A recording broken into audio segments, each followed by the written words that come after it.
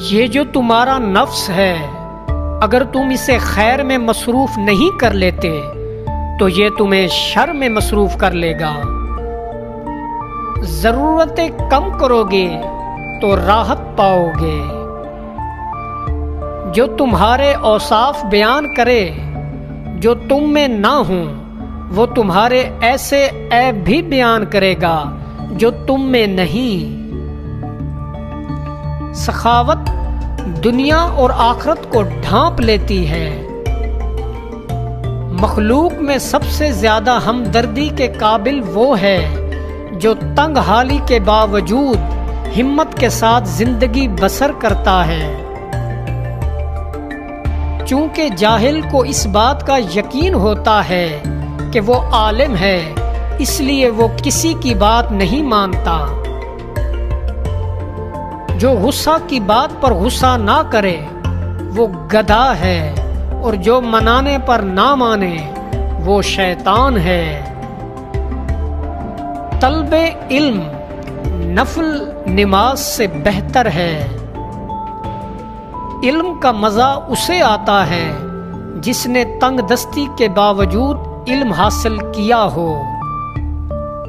سب سے زیادہ جاہل وہ ہے جو گناہ سے باخبر ہوتے ہوئے بھی گناہ کرتا ہے۔ 3 چیزوں کی عزت افزائی ذلیل کر دیتی ہے: عورت، خادم اور گھوڑا۔ انسان کی تعلیم و تربیت جانوروں کو سدھانے سے زیادہ مشکل ہے۔ تقویٰ اور بردباری علم کا زیور ہے۔ جس پر دنیا کی محبت غالب ہوتی ہے، اہل دنیا کا غلام ہے۔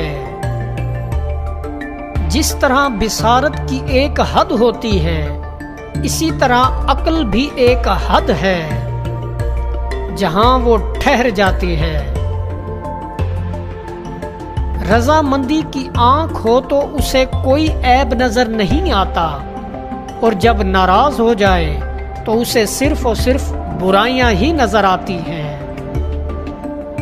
لوگوں کی باتیں پتھروں کی طرح ہیں، ان کو پیٹھ پر لادو گے تو یہ پیٹھ ٹوٹ جائے گی۔ ان کو اپنے قدموں تلے ایک برج بنا لو تو ان پر چڑھ کر بلند ہوتے جاؤ۔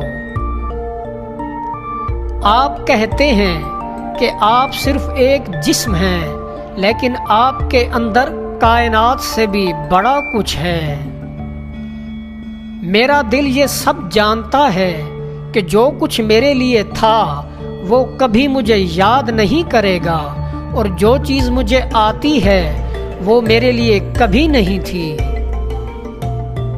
صرف وہی شخص جو مخلص ہے وہ جان لیتا ہے کہ دکھاوا کیا ہے۔